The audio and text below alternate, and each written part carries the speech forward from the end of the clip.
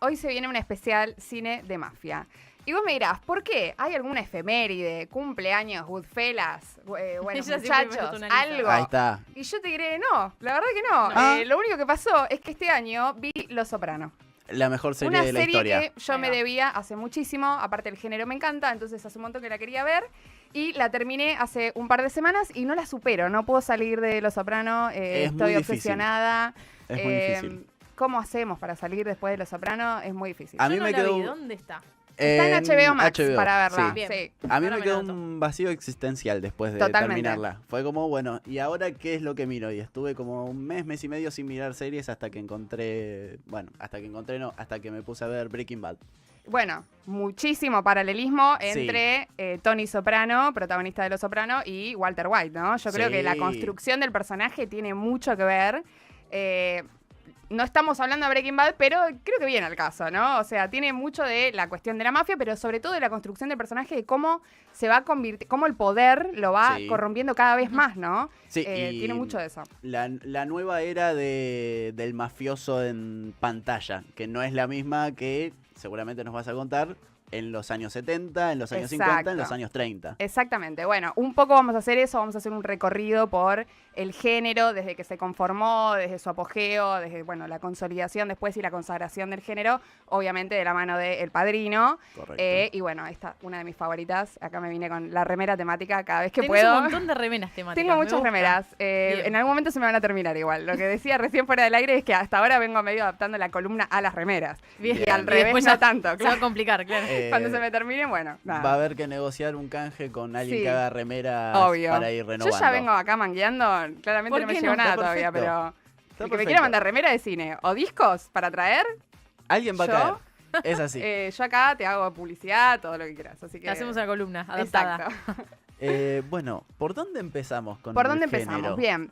Bueno, hablemos un poco de lo que es el cine de mafia. No hay mucho más que explicar, es el cine de gangsters, ¿no? Ujú. Tiene que ver con lo que gira alrededor del crimen organizado. ¿Qué pasa? Hay muchas películas del tipo de delito, o Sí. sea, Sí. de, no sé, se organiza un robo, se organiza esto, un secuestro, lo que sea. Este es específicamente el subgénero que tiene que ver con el crimen organizado. Ahora vamos a ver cómo tiene que ver con la historia y cómo se fue conformando desde los años 20 más o menos. Pero traje también, ¿se acuerdan cuando hicimos el análisis del cine slasher, el Sí. subgénero de terror? Sí. Bueno, armé un poquito como la misma estructura para hablar un poco de los elementos clásicos, de los estereotipos que se repiten en el género. Así lo podemos ir viendo, ¿no? Bien. buenísimo. Si quieren arrancamos. Vamos a ver un poco los elementos clásicos, los estereotipos, que igual, acá hago una aclaración. Cuando hablamos en su momento de slasher, habíamos hablado un poco de las reglas del género, ¿no? Sí. Sí. En este caso no son reglas, son más que nada iconos o iconografía, estereotipos que se suelen repetir, pero que no necesariamente es una regla que se cumple, Sí. digamos. Puede por estar como ejemplo. no. Puede estar como no, Bien. de hecho por eso el género fue variando bastante. Ujú. Mira, por ejemplo, te voy a hacer el ejemplo más claro. El primer elemento es que el protagonista por lo general es un inmigrante. Bien. Y vos Bien, dirás, sí. inmigrante italiano, ¿no? Siempre, El sí, la estereotipo mafia. más básico, claro, los apellidos siempre, los nombres son todos italianos, ¿no? Está Tommy, Pauli, Tony, Sí. Nicky, El famoso Jimmy. La Vendetta. Exactamente. El famoso La Cosa Nostra, o Claro. sea, la familia, todo lo que tiene que ver con la tradición italiana, ¿no? Pero como digo, no es necesariamente una regla porque hay muchos ejemplos de otras películas que no necesariamente son italianos. Scarface. Iba a ser el mismo ejemplo. Scarface, Tony Montana es cubano, entonces Correcto. hay, bueno, Peaky Blinders, por ejemplo, también se podría Sí. ingresar en la categoría de mafia, pero no necesariamente son italianos tampoco, o sea, es en Gran Bretaña, es en otra parte del mundo. Hay un montón de ejemplos más. Jackie Brown, por ejemplo, de Tarantino, es una Sí. película que podríamos medio considerar de crimen organizado, de pandilla. Tal vez no entra en ese estereotipo tampoco, Se ¿no? me viene Gangster Americano con Gangster- Denzel Washington. Exactamente. American Sí. Gangster es otro ejemplo de Ridley Scott, gran película también. Tiene que ver con el crimen organizado, no necesariamente el protagonista es italiano. Pero bueno, acá estamos hablando como de los elementos más clásicos, ¿no? Sí. Como el estereotipo de lo que uno piensa cuando piensa en un mafioso, tiene mucho que ver con lo italiano. Y también como en una vestimenta medio clásica, ¿viste? La típica de, bueno, la camisita, el saco, el sombrero. El Sí, sombrero sí, es el muy sombrero no mafioso. puede faltar. El sombrero es muy mafioso. Pero bueno, esto va variando, ¿no? Entonces, primero, bueno, el protagonista, inmigrante. Por lo general, italiano. Seguimos. Tradición familiar.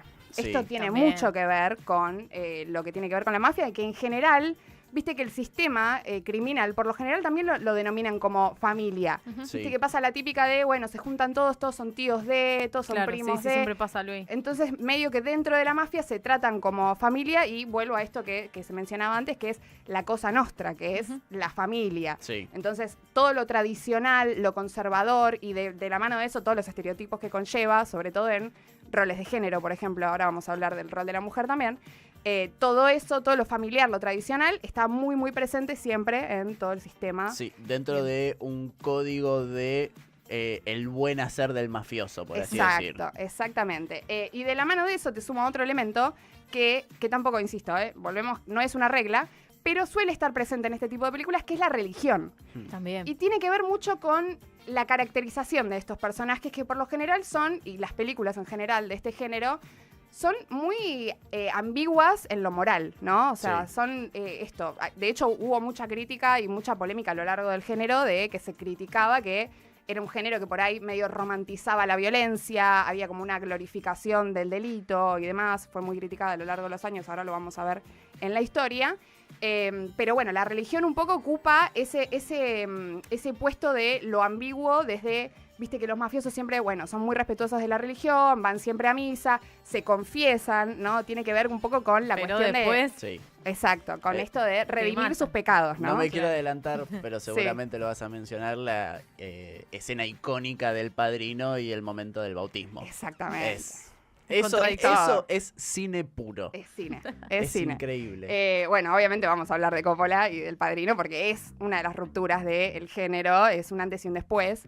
No me quiero adelantar, pero sí, obviamente es muy importante y la religión siempre está muy presente. Vuelvo también a Los Soprano, por ejemplo. Hay mucho de no nos perdemos la religión, hay mucho de cuestionarse incluso. Bueno, yo estoy obsesionada con Los Soprano, voy a hablar un poco de Los Soprano. Porque tiene eso, tiene todos los elementos y al ser una serie tiene la posibilidad de poder explorar y profundizar en toda la construcción de esos personajes. Sí. Y ahora el que sigue, que me parece muy interesante, y acá también voy a hablar de Los Soprano porque me parece el mejor ejemplo, que es el rol de la mujer en el género del cine de mafia. Sí. bien. Claramente es un género mayoritariamente masculino, ¿no? O Sí. sea, siempre hay mucho personaje masculino y el rol de las mujeres por lo general se divide en dos estereotipos puntuales. Por un lado, lo que tiene que ver con lo tradicional, ¿no? Estábamos hablando de lo familiar, o sea, que es la mujer que es o madre o esposa. Sí. Claro, Que no ocupa cumple mucho ese más. rol de tener que estar para el esposo, lo mismo la madre, mucho de la cocina, ¿no? Mucho Sí, también sí, de la sí. tradición de italiana tiene que ver con la pasta y demás, y siempre están cocinando. Bueno, en Los Soprano pasa eso, Sí. ¿no? Y el otro estereotipo es la femme fatal, o sea, ella el otro extremo. Esto tiene mucho que ver con los roles estereotípicos, hegemónicos de la mujer, ¿no? O Claro. lo más femenino, que vendría a ser lo que tiene que ver con lo doméstico, que es madre o esposa, o la femme fatal, que está mucho más ligada a lo masculino, ¿no? Siempre la femme fatal, por lo general, en las películas de mafiosos, es la amante del mafioso. Sí. Está mucho más unida al sistema, está mucho más metida, mucho más como que la llama más el poder, ¿no? El peligro, el delito, cuando en realidad la esposa es todo lo contrario, ¿no? Sí. Claro. Y Haciendo referencia a esto, no recuerdo exactamente el número, pero habían hecho la cantidad de veces que quien hace de la mujer de Marlon Brando en El Padrino, madre de Al Pacino, creo que aparece 4 veces en Muy toda poco. la película, una película que dura 2 horas y media Exacto. prácticamente. Entonces, vos decís, solo 4 veces en 2 horas y media, es tremendo el poco papel, poco protagonismo que se le da a la mujer dentro de la película de mafioso. totalmente. Diane Keaton es otro ejemplo, también aparece muy poco y es Sí. la esposa, ¿no? Siempre está relegada, es esto de la que le cierran la puerta en la cara, la que no está enterada, pero al mismo tiempo sabe lo que está pasando de fondo y un poco también finge demencia, ¿no? Bueno, la imagen más recordada, sin dudas, es la de el golpe que le da Al Pacino en plena Sí, película. Exactamente. Que siempre estuvo la polémica de ¿fue golpe verdadero o fue actuación? Habría que preguntarle a Diane Keaton, Yo ¿no? creo que un poco y un poco. Y bueno, Al Pacino es muy del método, así Sí. que podría excusarse medio en esa y era bastante de la época también. No sé, vamos a darle el beneficio de la duda, pero de que son buenos actores, ¿no? Sí, sí, esperemos. Sí, exactamente. Y bueno, para cerrar con este ejemplo de lo que es las mujeres, me parece el personaje más interesante de la historia del género de mafia, Carmela Soprano, la mujer de Tony Soprano, vuelvo a los Ujú. Soprano, yo les dije, Sí. que tiene toda una construcción muy interesante en la que se ahonda en esto de, bueno, ella es la esposa y cumple con el rol de esposa de, bueno, las sociales, la comida, la casa está en orden, cuido a los hijos, organizo el asado del domingo, lo que sea. Pero al mismo tiempo ella va atravesando a lo largo de la serie una construcción de no me puedo ya fingir demencia con esto, de que hay cosas que están mal, y empieza a tener su protagonismo y su construcción, que me parece muy interesante, y es una de las cosas para mí mejores logradas de la serie. Además, bueno, obviamente de la construcción de Tony Soprano. Ahí, para los que nos están viendo en YouTube, estamos viendo el póster de Los Soprano, que me encanta porque, fíjate que dice, bueno, está en inglés, ¿no? Lo voy a traducir. Dice, si una familia no lo mata, la otra familia lo va a matar. Entonces, de un lado está la familia de él, o sea, Carmela Soprano, la esposa, los hijos, y por el otro está el sistema criminal del que él es el jefe, ¿no? Y es eso, las dos cosas son parte de la familia, las dos cosas es el equilibrio constante, ¿no? Un poco como la tarea del mafioso, se podría decir. Faltó la tercera familia, debo decir. La de los patos. Es verdad. Es increíble esa escena también. Totalmente. Por favor, miren Los Sopranos. Yo no quiero spoilear Yo ya nada, me la anoté pero porque estoy como fuera, dicen Los Sopranos, y me imagino a dónde apunta, pero como no la vi, claro. no me están spoileando nada igual, así que No. está muy bien. Estamos muy cuidadosos con el tema spoiler, pero realmente la construcción del personaje es maravillosa, y esto, al permitirse tener una serie con varios capítulos, van construyendo cada uno, y el mismo personaje de Tony es muy interesante porque es uno que al principio no quiere el poder, esto también lo vamos a ver, ¿no? Que son personajes que obviamente tienen sed de poder, ambición, muchísimo, Y en viene este por caso ese no. lado. Al principio no lo quiere, y una vez que lo tiene, eso mismo lo va transformando, ¿no? Entonces eso es parte muy interesante de lo que pasa en la serie y cómo se va desarrollando el personaje, y lo que yo creo que tiene muy paralelismo con Walter White, de Salvando las Distancias, como él al principio entra diciendo, bueno, yo lo hago porque tengo cáncer y no me queda otra, quiero juntar plata, lo que sea, y después termina como, bueno, en realidad esto me encanta y el poder es lo mío, ¿no? Entonces, como ese estar ebrio de poder, como el mismo poder los va transformando, me parece muy interesante. Bueno, seguimos con los elementos, tenemos dos más. El bar oculto, un poco tiene que ver con la historia, ahora lo vamos a ver. El famoso speakeasy, ¿no? El que está como el clandestino, lo que sea, que tiene que ver con la sede de los mafiosos, ¿viste? Claro, Que donde siempre se tienen un juntan, bar, digamos. exacto, siempre tienen un bar de cabecera, donde llegan y están todos, incluso el bar está metido medio en el sistema criminal. Bueno, digamos. Que todo el mundo sabe que existe y todos eligen mirar para el costado. Exactamente, que en el barrio todos saben que están todos los mafiosos ahí, bueno, un poco eso, ¿no? Y por último, la relación con la policía, que tenemos por un lado lo que es la policía corrupta, que siempre hay unos que están metidos, ¿no? Y que ayudan al sistema. Y por el otro lado, los que siempre están persiguiendo al mafioso, ¿viste? Que siempre hay una cuestión de contraponer con un policía del FBI que lo está persiguiendo, está juntando pruebas, que ofrece tratos, ¿no? Esto del famoso sistema de protección de testigos y demás. Entonces, bueno, son todos elementos que suelen aparecer, insisto, no son reglas, pero son todos muy estereotípicos del género de mafiosos, ¿no? Sí. Bien.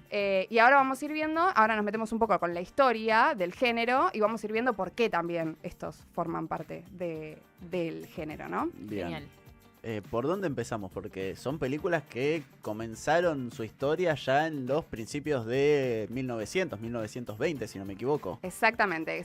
Nos remontamos a los 20 y antes de remontarnos a la creación del género nos tenemos que remontar a la creación del crimen organizado en sí mismo, Sí. que tiene que ver con justamente los años 20, Estados Unidos, la ley seca, ¿no? Sí. Se prohíbe el consumo de alcohol, se prohíbe la venta, obviamente, del alcohol también. Entonces, ¿qué pasa? Empiezan a aparecer estas organizaciones que lo venden de manera clandestina, aparecen también los bares clandestinos, ¿no? Volvemos a uno de los elementos que tenía que ver con el cine, el género, que era esto de los speakeasy, los bares ocultos, clandestinos, que un poco era esto, escapar a la ley seca, ¿no? Entonces, eso empieza a pasar, era una realidad que empezaba a pasar en Estados Unidos, y claramente esto fue el caldo de cultivo de la generación de la conformación del género en el cine, ¿no? Aparece ahí la figura de Al Capone. Exactamente. ¿Y qué pasa? Aparece Al Capone y también se empieza a mediatizar todo lo que tiene que ver con la mafia. Entonces, al mediatizarse también empieza a aparecer como un personaje y que después se va a aprovechar mucho para el cine, ¿no? Entonces, ¿qué pasa? En los 20 hay que hablar un poco también de contexto, porque en los 30 va a empezar como el apogeo, la era dorada de la formación del cine de gángsters. El cine de gángster, el más clásico, ¿no? Este que decíamos, como el sombrerito. Sí, y lo demás. típico. Pero antes de hablar de cómo estaba conformado, tenemos que hablar de algo que fue muy influyente en la historia del cine, que fue el Código Hays. ¿Qué fue el Código Hays? Es básicamente un código de censura Este surge en el año 30. De hecho, hubo varias películas de mafiosos puntualmente que se tuvieron que posponer porque las tuvieron que censurar. Sí. Porque Claro. justamente no podían aparecer escenas de violencia o un montón de cosas. Código Hays. ¿Qué pasa? Al principio de los años 20 se empieza a conformar. Recordemos que el cine tenía 20 y pico de años, o sea, estaba en su plena Claro, etapa de conformarse empezando. el sistema, Sí. la industria hollywoodense y demás. Entonces se empieza a conformar el Star System. ¿Qué es el Sí. Star System? Bueno, claramente las estrellas, esto que ahora ya lo naturalizamos un montón cuando vamos al cine y decimos, ay, voy a ver la nueva de Francella o voy a ver la nueva de DiCaprio, ¿no? Sí. En ese momento, apenas arrancó el cine, no existía el cine de las estrellas, sino el cine de las productoras. Decían, bueno, vamos a ver la de Paramount, vamos a ver la de Warner, bueno, las primeras majors que existían en Sí. ese momento. Entonces, a medida que se va conformando el lenguaje cinematográfico, empieza a haber primer plano, empieza a haber créditos, por ejemplo. Entonces Claro, la gente lo se distinto. empieza a familiarizar con los nombres de los actores y actrices. Ujú. Esto les da mucho más poder a los actores y actrices porque empiezan a negociar, empiezan a tener mucho más peso en la industria. Pero también la parte mala es que empieza a existir la prensa gráfica amarillista que perseguía a todos los actores y actrices. Entonces empiezan a registrar muchos de estos escándalos y encima los años 20 para la industria fue medio un despiole, vamos a Sí. decir. Sí, sí, sí. Entonces empieza a haber muchos escándalos y ¿qué pasa? Al gobierno no le gustaba porque estaban como registrando muchos escándalos amarillistas que le daba como una mala imagen a la sociedad Claro. americana.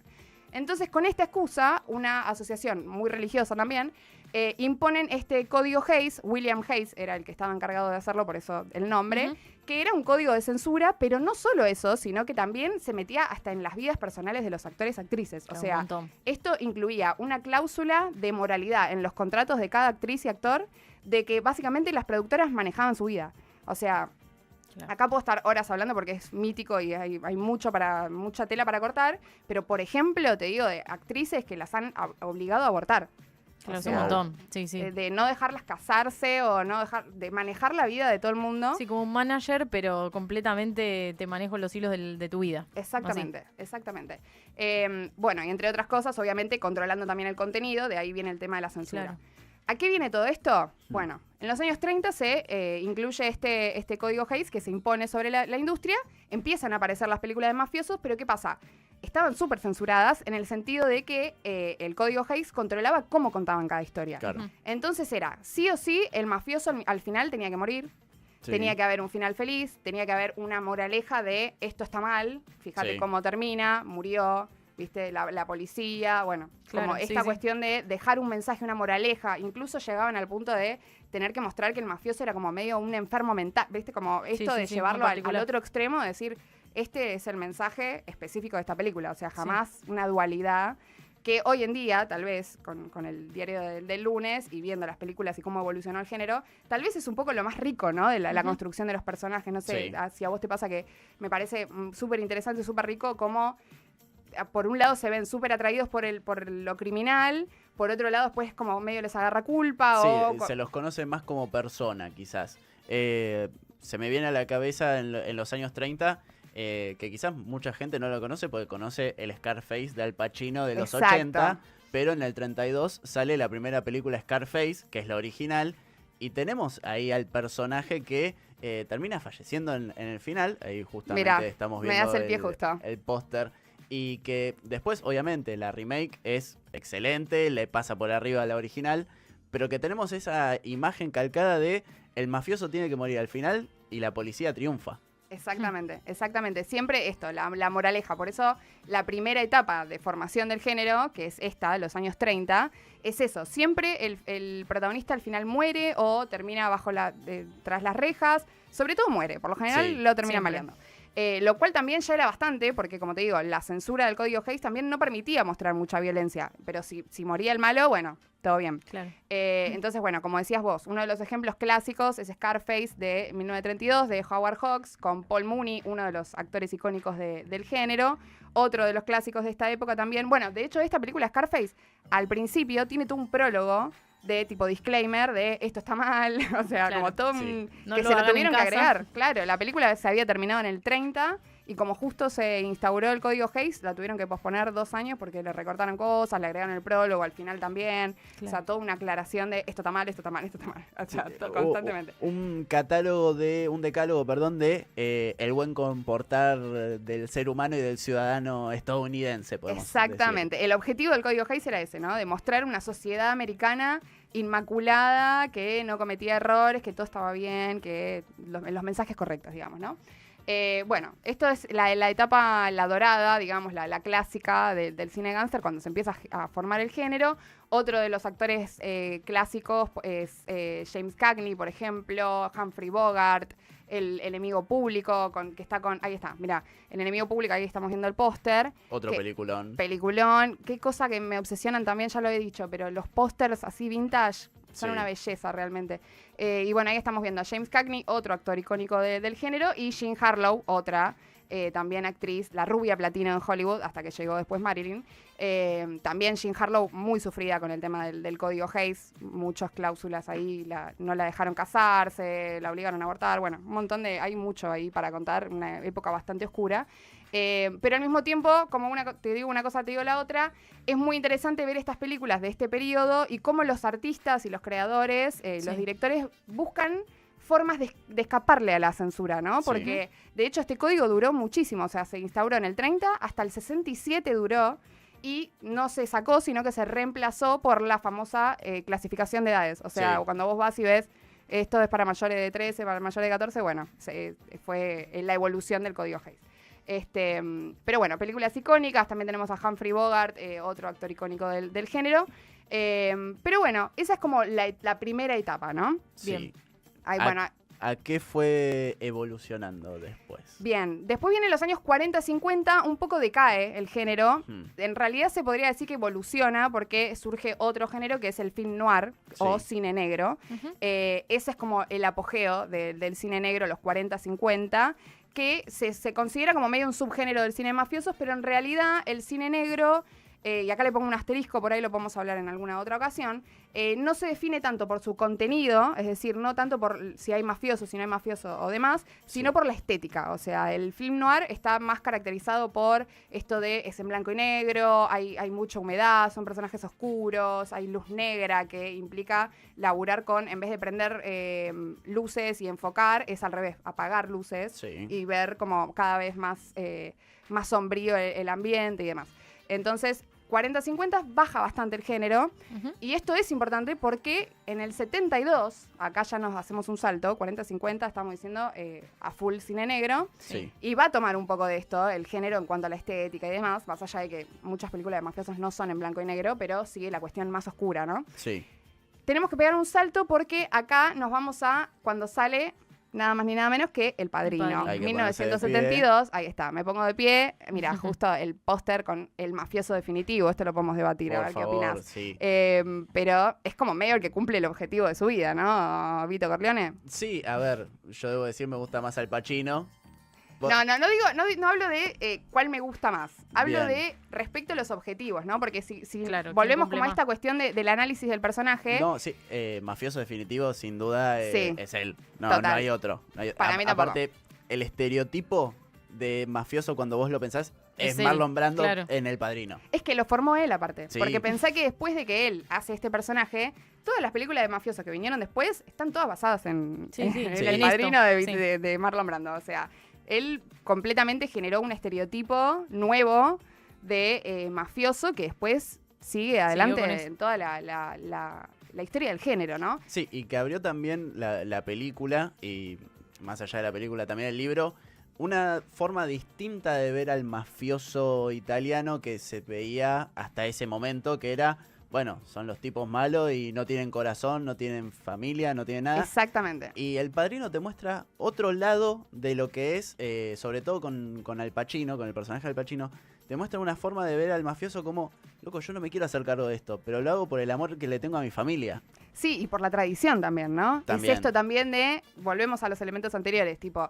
te heredaste el poder, te toca, por más que vos no lo quieras, te tenés que hacer cargo de esto y vas a ser el jefe de toda la familia, o sea... no queda otra. Y esto que decís me parece muy interesante porque acá es donde se ve para mí la ruptura y lo que aporta El Padrino al cine y sobre todo al género, que es En lo anterior estábamos muy enfocados en lo que era la violencia. Bueno, obviamente no hablamos del elemento tácito que tienen todas las películas de mafioso, que es la violencia, ¿no? Sí.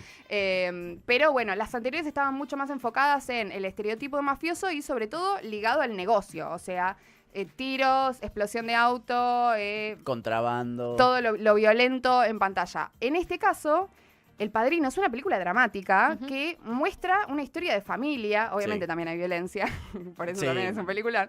Pero tiene que ver con la construcción de la familia, con todo lo detrás, con los personajes siendo más sutiles, más elegantes, ¿no? Como la construcción del drama detrás de eso.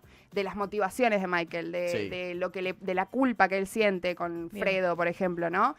Bueno, no existen spoilers del Padrino, creo, a esta altura de la vida, ¿no? Pero por las dudas. No, yo no creo que haya nadie que no y también haya visto. Algo muy, muy remarcable de esta película es cómo toda la familia que está dentro de la mafia hace chistes y Michael siempre está como apartado y siempre es el objeto de burla por aparte ser parte del ejército. Entonces es como, bueno, vos sos la oveja negra de la familia y termina haciéndose cargo de rebote, pero que era el único que se podía hacer cargo de esa familia, al fin y al cabo. Exactamente. Y algo que me parece muy interesante también de la mano de esto que comentás, justamente él al principio no lo quiere, ¿no? Después termina metido, termina siendo el capo de toda la familia y demás, y se termina como retroalimentando de ese mismo poder que él tiene. Sí. Ahí vemos toda la construcción, interesantísimo que sean 3 películas en las que se ve también toda esa construcción, que es lo que permite la trilogía del Padrino. Pero, y acá me parece muy interesante, veníamos hablando de, en la era dorada, sí o sí, el mafioso tenía que morir, tenía que tener un final infeliz, tenía que terminar todo mal y que quedar muy clara cuál era la moraleja, ¿no? El Padrino termina, paréntesis spoiler, obviamente, no, insisto, no es spoiler, ¿no? En El Padrino termina, Michael muere solo, nada, no lo mata nadie, él termina su vida súper tranquilo, digamos, ¿no?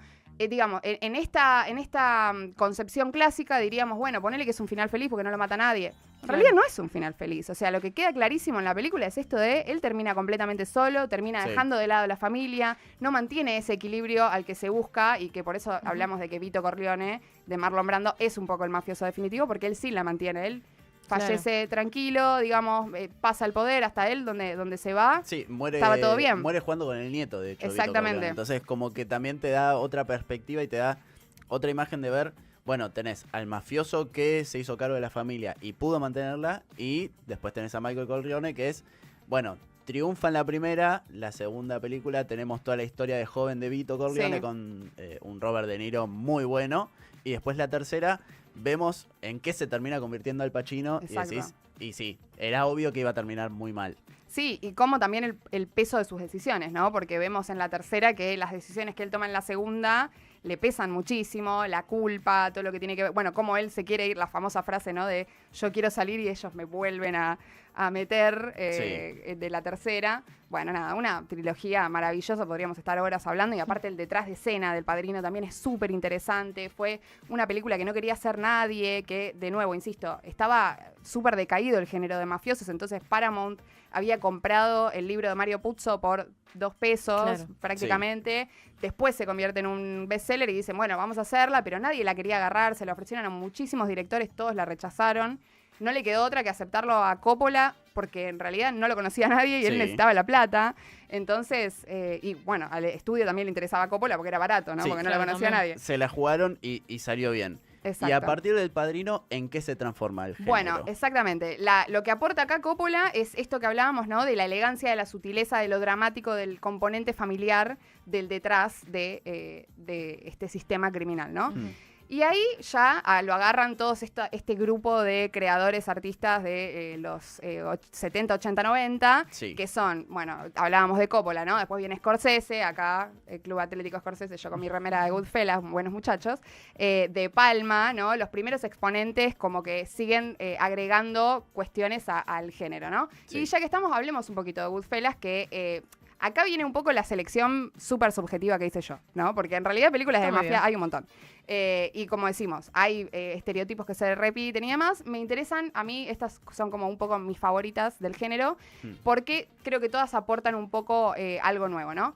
Goodfellas, Buenos Muchachos, lo que me parece muy interesante, además de que Scorsese filma de una manera completamente distinta a Coppola, o sea, tiene otro estilo mucho más canchero, un montaje mucho más musical, rítmico, otra cosa, otra manera de mostrar los personajes, y tiene eso de que desde cómo lo crea, cómo lo muestra, cómo lo dirige, te muestra y hace todo ese camino de, mirá qué canchero que es esto, mirá Sí. cómo atrae, ¿no? Goodfellas arranca con la famosa frase que dice Ray Liotta de toda mi vida quise ser un gángster, ¿no? Arranca con esa frase y va mostrando todo el camino. Y me parece muy interesante que aporta esto de cómo desde chico crees la gente que crecía como en el barrio viendo a los mafiosos y que los idolatraba, ¿no? O Sí. sea que también es un poco el mismo debate sobre el género, o sea, es muy meta también todo, porque es esto de siempre se debatió si, ay, no sé, el cine de mafiosos romantiza mucho la violencia o lo que sea, y bueno, creo que Scorsese un poco dialoga con eso y dice, ay, bueno, sí, yo siempre quise ser, y después vos ves todo el camino Claro. que hace, bueno, Tiene particularmente Henry de Goodfellas, que es un poco eso, ¿no? Incluso él, Scorsese mismo, que fue criado en Little Italy de Nueva York, que era como el barrio medio de los mafiosos, y Sí. él mismo dice, cuando yo era chico, nosotros en la cuadra lo que queríamos era o ser curas o ser O ser gángsters. Claro. O sea, era como las dos caminos. Veía ahí en Buenos Muchachos, también aparece Robert De Niro, que aparece en El Padrino, haciendo de el joven Vito Corleone.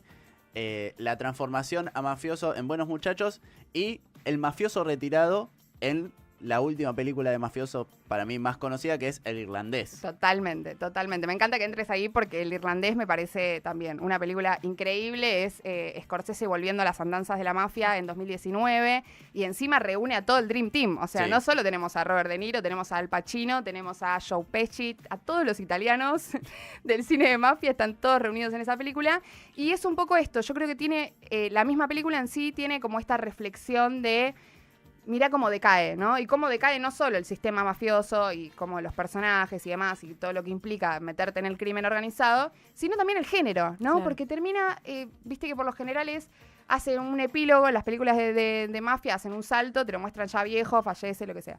En este caso, la película mantiene todo el camino del personaje de puntualmente De Niro, que es el protagonista, y hasta el tercer acto es bastante largo, ¿no? Y lo Sí. muestra a él ya completamente fuera del crimen organizado, va mostrando cómo cada uno decae, cómo todos terminan igual, ¿no? Un poco Sí. eso sería el mensaje. Y creo que también es una reflexión muy metadiscursiva del género en sí mismo, ¿no?